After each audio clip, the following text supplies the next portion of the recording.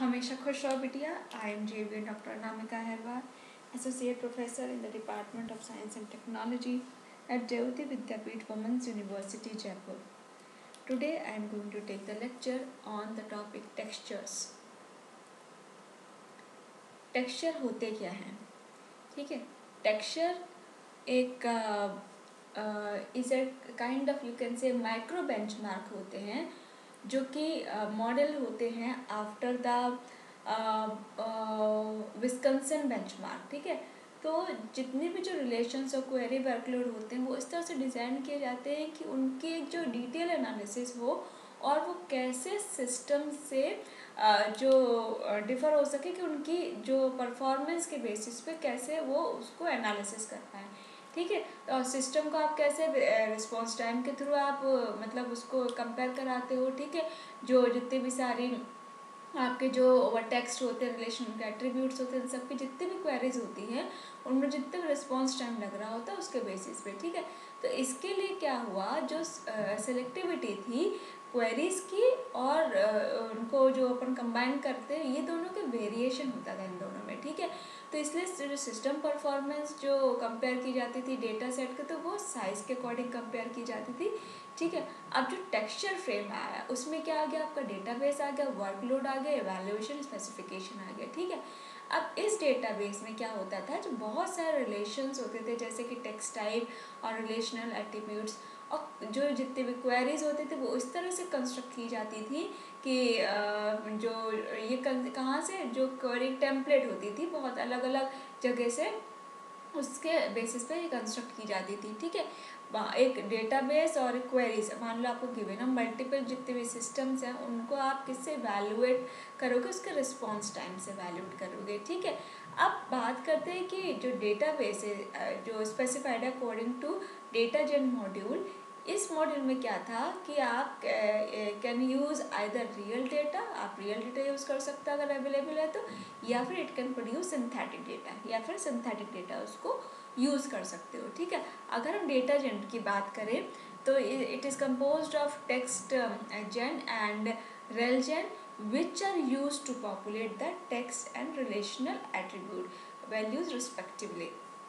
अब चूँकि अपन को किस पे फोकस और परफॉर्मेंस देनी है, तो ये जो है की स्टेप हो गया टेक्सचर को के डेवलप करने में, आप कह सकते हो जो कि पहले डिज़ाइन हुआ होगा और वैलिडेट हुआ होगा।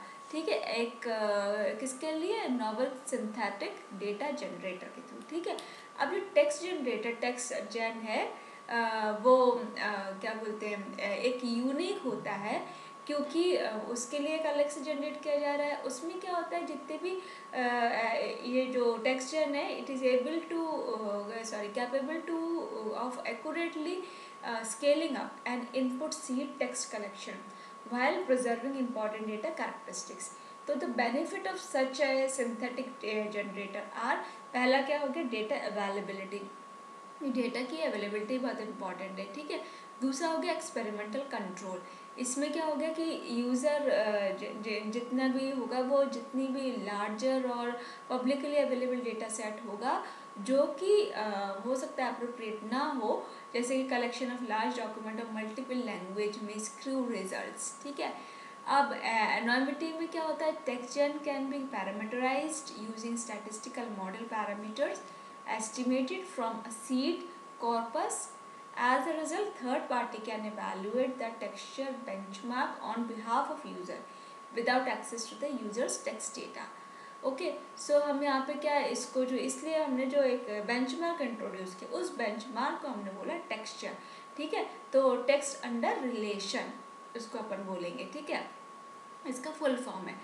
अब ये क्या होता है, ये मेजर करता है रिलेटिव स्ट्रेंथ और वीकनेस को, और जितने भी इसमें जो प्रोसेसिंग के दौरान टेक्स्ट प्रोसेसिंग हो रही होती है रिलेशनल वर्कलोड के साथ, जो RDBMS की अगर अपन बात कर रहे हैं तो। ठीक है, अब जो जो TREC जो बेंचमार्क है उसका बेसिकली फोकस क्या होता है, क्वालिटी पे होता है, और यहाँ पे इफ़िशिएंसी फोकस किया जा रहा है। ठीक है, तो जो टेक्सचर है वो क्या हो गया, टेक्सचर याद रखना है, टेक्स्ट अंडर रिलेशन की बात कर रही हूँ मैं। ठीक है, तो texture is a micro benchmark for query workloads.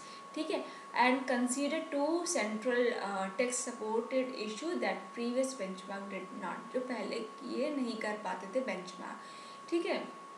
तो पहला क्या हो गया इसमें, क्वेरीज विथ रेलेवेंस में ranking rather than those that just compute all answers. दूसरा क्या हो गया, richer mix of text and relational processing reflecting and trend towards seamless integration.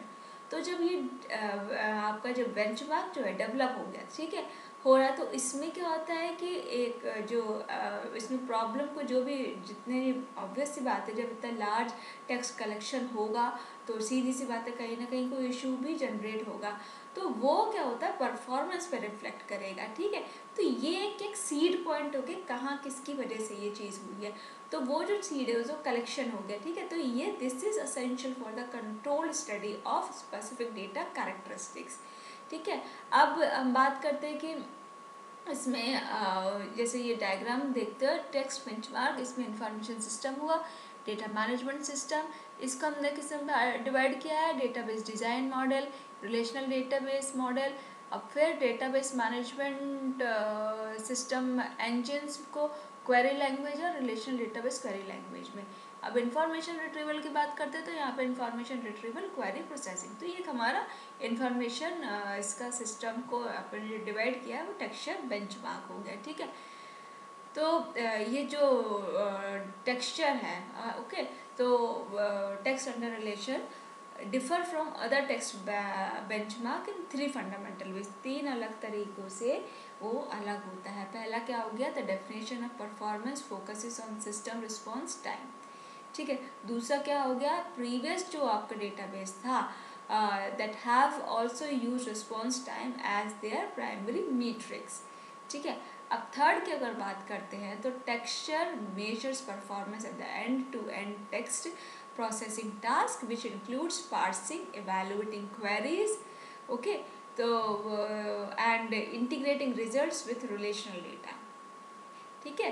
तो ये हमारा क्या हो गया, टेक्सचर हो गया, okay. So this is all about today's session, and this session is powered by digital version 2.0 Jayoti Vidyapeeth Women's University Jaipur. Hope you are satisfied with my digital session. If you have any query, please mention in comment box. I will resolve it. Thank you.